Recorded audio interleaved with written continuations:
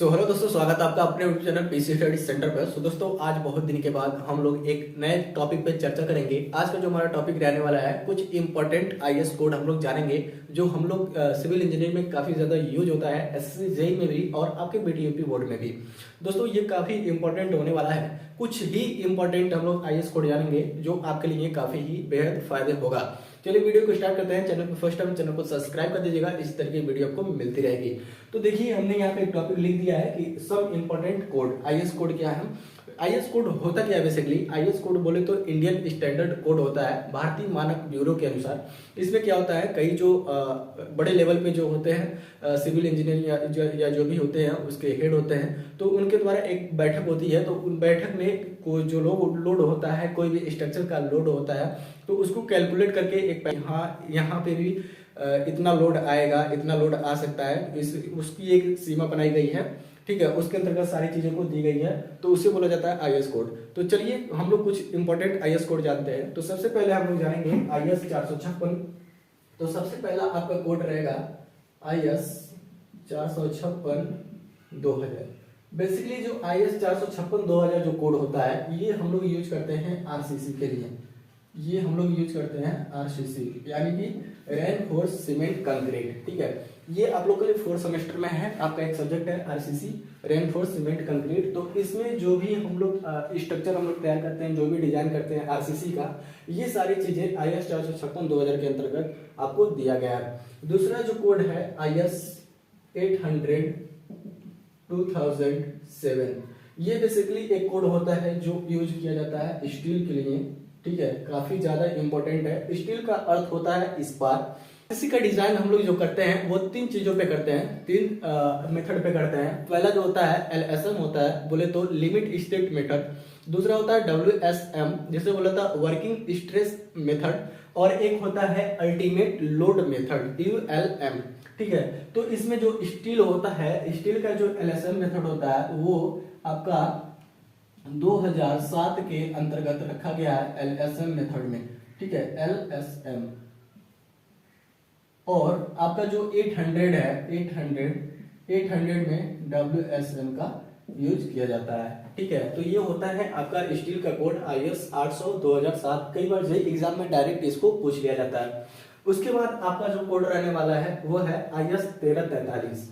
IAS 1343 ये जो आपका कोड होता है, ये बेसिकली होता है प्री स्ट्रेस कंक्रीट के लिए। ये आपका सबसे लास्ट आरसीसी का सबसे लास्ट चैप्टर है, उसमें आप लोग पढ़ेंगे प्री स्ट्रेस कंक्रीट, जिसे बोला जाता है हिंदी में पूर्व प्रतिबलित कंक्रीट। ठीक है, पूर्व प्रतिबलित कंक्रीट आईएएस 1343 के अंतर्गत इसके बारे में आपको बताया गया, जो आरसीसी का सबसे लास्ट चैप्टर है। तो लास्ट चैप्टर में हम लोग देखेंगे इसको। उसके बाद आईएएस कोड 1026/2 है, आईएएस 1026/2। इसके अंतर्गत क्या बताया गया है? इसके अंतर्गत आपको कंक्रीट का जो डिजाइन किया जाता है, डिजाइन मिक्स, तो इसको जो डिजाइन मिक्स किया जाता है कंक्रीट का, उसके अंतर्गत 10, 26 और 2 के अंतर्गत इसको आईएएस कोड के अंतर्गत रखा गया है आईएएस 383। आईएएस 383 के अंतर्गत आपका रखा गया है फाइन एंड कोर्स एग्रीगेट के बारे में। Fine and coarse aggregate. ठीक है, तो आईएएस 383 के अंतर्गत आपका रखा गया फाइन एंड कोर्स एग्रीगेट को रखा गया है, इसके बारे में आपका बताया गया है। एक चीज और यहाँ पे आपको मैं ऐड करना चाहूंगा, जो कोर्स एग्रीगेट होता है, कोर्स एग्रीगेट होता है, ये किसी भी स्ट्रक्चर में जो कंक्रीट की स्ट्रक्चर तैयार होती है, तो कोर्स एग्रीगेट जो होता है बेसिकली कंप्रेसिव लोड को बियर करता है। ठीक है, जो कोर्स एग्रीगेट होता है, जो कोर्स एग्रीगेट का मतलब आपका हो गया ग्रेवल। ग्रेवल मतलब होता है बजरी, जो हम लोग गिट्टी यूज करते हैं। तो ग्रेवल जो होता है, ये बेसिकली किसी भी स्ट्रक्चर पे कोई बीम है, तो इस पे यदि आपका लोड आ रहा है, तो ये जो है ये आपका कंप्रेसिव लोड को बियर करता है। तो ये चीजें आप लोग जान गए। उसके बाद एक कोड हमारा और रहने वाला है, जो है सबसे लास्ट और लास्ट नहीं, सेकेंड लास्ट है। अब ये एक आईएएस कोड और होता है, तो आईएएस 875। तो इसका जिक्र आपने सोम स्ट्रेंथ ऑफ मटेरियल में भी किया होगा। आईएएस 875 जो होता है बेसिकली किसी भी स्ट्रक्चर का, किसी भी कंस्ट्रक्शन का आपका लोड को ये बताता है। ये आईएएस 875 जो होता है कई भागों में डिवाइड होता है। तो आईएएस 875 के अंतर्गत बेसिकली लोड का बताया जाता है किसी भी स्ट्रक्चर या फिर कंक्रीट कंस्ट्रक्शन वर्क का। तो इसको कई भागों में डिवाइड किया गया है, इसको भी देख लीजिए। तो आईएएस 875 जो होता है 875 पार्ट 1 1987, इसमें जो होता है आपको डेड लोड के बारे में बताया गया है। डेड लोड के बारे में आपने स्ट्रेंथ ऑफ मटेरियल में पढ़ा है, ठीक है।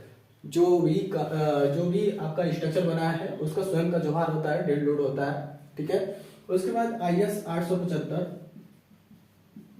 पार्ट 2, इसी का पार्ट 1 पार्ट 2 करते जाइए। और 1987 इसके अंतर्गत आपका लाइव लोड को बताया गया है। लाइव लोड के बारे में आप सभी को इसमें जिक्र किया गया है। उसके बाद है आईएएस 875 पार्ट 3, इसके अंतर्गत 1987 है। 1987 विंड लोड के बारे में बताया गया है, विंड लोड, ठीक है। और एक लास्ट आपका इसका है आईएएस 875 पार्ट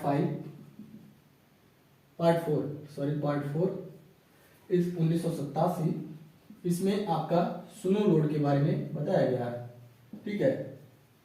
तो ये आपके कुछ इंपॉर्टेंट आपके क्या है आईएएस कोड है। आईएएस कोड का मतलब इंडियन स्टैंडर्ड कोड, जो भारतीय मानक ब्यूरो द्वारा दिया गया है। इसमें कुछ आपके जो लोड वगैरह प्रीकास्ट या डिजाइन कंक्रीट का या फाइन एग्रीगेट कोड सेग्रीगेट के बारे में जो भी चीजें होती हैं सब उसमें वैलिड होती हैं कि हमको इतना वैल्यू इसका लेना है, तो इसलिए आईएएस कोड दिया गया है। उसके बाद आपका एक कोड और आता है 1893/2002। उसके बाद आपका एक और कोड आता है आईएएस कोड 1893/2002 पार्ट 1 के अंतर्गत। इसमें आपको अर्थक्वेक लोड के बारे में बताया गया है। अर्थक्वेक लोड यानी कि भूकंप के माध्यम से जब भी भूकंप आता है तो आपका स्ट्रक्चर कंपन करने लगता है, तो उसके बारे में ये आईएएस कोड आईएएस 1893/2002 पार्ट 1 के अंतर्गत बताया गया है। तो ये रहे आपके कुछ इंपॉर्टेंट आईएएस कोड, जिसको याद करना आपको बेहद ही जरूरी है। आपको इसको याद कर लीजिएगा, और इसका इंपॉर्टेंट बहुत ज्यादा है। आरसीसी में आपको इसका जिक्र मिलने वाला है, तो इसलिए मैंने इसको पहले ही बता दिया है। तो इसको याद करिए और मिलते हैं किसी नेक्स्ट टॉपिक के लिए, तब तक के लिए बाय बाय।